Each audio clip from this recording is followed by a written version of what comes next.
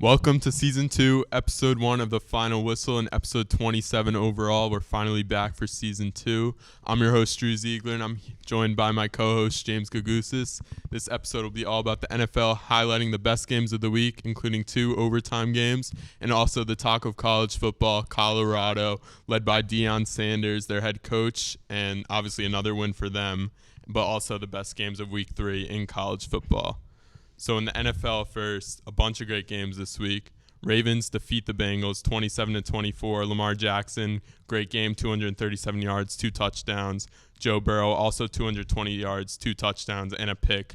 Couldn't really get anything going in that game till the end towards T. Higgins, and he also tweaked his calf again in that game. Yeah, I think it was a great win for the Ravens, but Joe Burrow, I think, it might be a little bit of a concern with his calf. I mean, after he signed his contract, he's just been playing miserable football. I think he had like 30-something passing yards in the first half. It was just miserable, and I think that might be a concern down the road. It might just be like a lingering injury.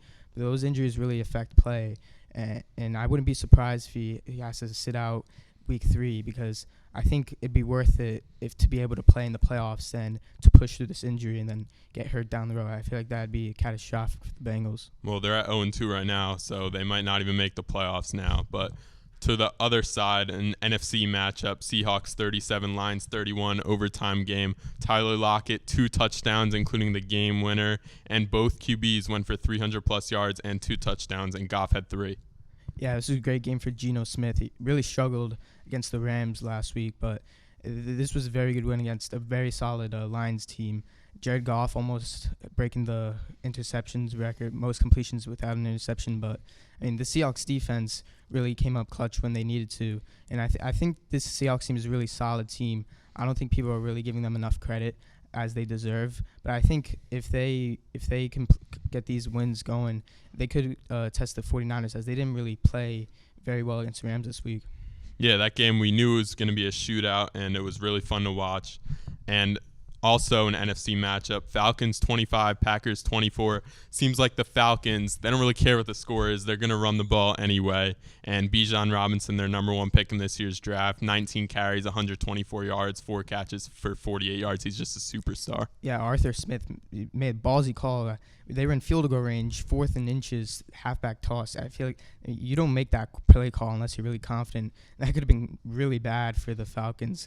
I mean, they've had some rough years, but this is a big win for the Falcons. They're 2-0, getting some momentum. A very bad NFC South. So, I mean, every win is important, obviously, in the league, but especially in that division. Every game feels like, make or break for them. And for the Packers, I think it's a little disappointing. Jordan Love played well, and they didn't have Christian Watson, but, the Packers, I feel like that's a game you got to win against an inferior team. Yeah, the Falcons are flipping the switch. Usually they're the team blowing the games at the end in the fourth quarter. But this time around and this year, the Falcons are winning those games, and that could be the difference between a playoff team and not a playoff team. And another overtime game, Titans 27, Chargers 24.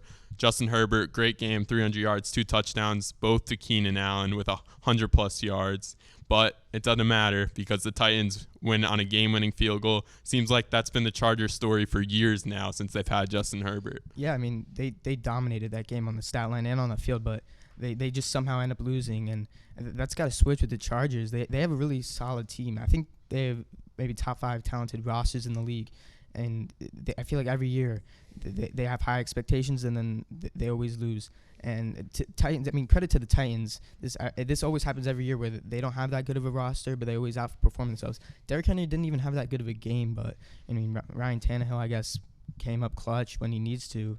So it's just a story of the Titans. Yeah, it seems to be the only person to blame in that is head coach Brandon Staley. He can't really manage the game. Chargers had a chance in overtime, though. They did get the ball first, and they went 3 and out. So that was obviously disappointing. And the New York Giants, their season could have been over, basically, if they lost this game. But they come back 31-28 and make a 21-point comeback after going into half, down 20-0. Yeah, I mean, I don't know what happened at halftime. I mean, Dable probably gave a hell of a speech, but I mean, something Daniel Jones just switched. I think 300 total yards in the second half. I mean, Saquon Barkley started to be able to run the ball. But, I mean, it is very unfortunate that he sprains his ankle on, like, the last play right before the field goal. And if I'm a Giants fan, so I think no matter what, I mean, you gotta even if he had a chance to play in the next few weeks, like he's not playing on Thursday night, but maybe in week 4 a chance. I feel like you just gotta sit him. There's no way you're risking another injury to him. So it's very unfortunate, but this was the Giants' season. When halftime, it was 20-0. I thought the season was over. And you got Thursday night football against the 49ers, but it was a great win for the Giants. Yeah, Daniel Jones, huge game. I think I saw that first player in history of 250-plus pass yards, 50-plus rush yards, 2 passing touchdowns, and a rushing touchdown in the second half. So Daniel Jones gets the stats, but can he continue to help his team win? Obviously, Saquon out, and this will be a tough one to win against the 49ers. And their defense hasn't been great. Kayvon Thibodeau, they don't have a sack on the year yet, and Kayvon Thibodeau hasn't gotten much pressure. And that draft class, him and Evan Neal, they haven't been doing much as expected. And the last game we're going to go over, Commanders 35, Broncos 33. Just Broncos story for the last 2 years with Russell Wilson. They haven't been doing anything, and the Commanders make a huge comeback. Yeah, I mean, the Broncos started great. I think Wilson had like 150 yards in his first 6 passing attempts. That looked like vintage Russell Wilson, and then the wheels fell off, and then the Commanders came back. Credit to Sam Howell. He played a hell of a game, being able to come back 18 points in just like 5 minutes to close up the gap. But then, I feel bad for Broncos fans after that Hail Mary and then not getting the 2-point conversion. I mean, that's just the worst way to lose. You'd rather just not get the Hail Mary if you're going to end up losing anyways. But it's a really good win for the Commanders. Yeah, that was a crazy Hail Mary, and you almost knew after that they weren't even going to convert the 2-point conversion, so it was all for nothing. And now we're going to take a short break, and when we come back, we will give our favorite picks for this upcoming NFL week. All right, so now we're back, and we made picks for this week despite not having a show. I went 11-5, you went 10-6, so we both made some pretty good picks. But our locks for this upcoming week, I've got Titans to cover 9.5. I think that's a great pick. Titans playing the Browns, and the Titans have been in both of their games. Won one, lost one, but they've both been close, and I think this is pretty easy pick. Yeah, and I think I got Eagles -5.5 against the Buccaneers. I mean, the Eagles, I think, are just a much better team than the Buccaneers. I think they'll easily cover. And, if Jalen Hurts, he's still playing banged up a little, but I think that rushing attack, DeAndre Swift just had a great game last week. So I think even with the air raid offense and the rushing attack, it's just going to be too much for the Buccaneers. Yeah, and then upsets of the week, you have the Titans beating the Browns. I like that pick a lot. And to pick a different one, I'm riding on the Falcons, the hot hand, 2-0. I think they're going to go into Detroit and beat the Detroit Lions, despite them having a great year and obviously a great offense. And then lastly, games of the week. I've got the Chargers at Vikings, both 0-2 teams. And this could really decide if a season is done by now. If only one of those teams makes the playoffs, obviously in different conferences. But who do you like in that game? I think the Chargers are going to win. I think they're bound to bounce back. Justin Herbert's too good of a quarterback to lose 3 games in a row. I think it'll be a high-score game, but I think the Chargers will come out on top. I'm going to have to go against you in that one. Vikings at home, I just don't think they're going to lose this one. They still are a great team, I think. Obviously a very talented roster. And your game of the week, Rams at Bengals, I think a bit of a surprising pick. Obviously we're going to see if Joe Burrow will play or not. And huge game for both of those teams. Yeah, going into the season, when you saw this game on the schedule, you wouldn't expect it to be one of the better games of the week. But, the Rams are playing well, and the Bengals are playing very poorly. We don't know if Joe Burrow is going to play. We could see Puka Nacua really making a name for himself for the Rams, and Matt Stafford's playing like he was 2 years ago when he led the Rams to the Super Bowl. So I think it'll be a great game.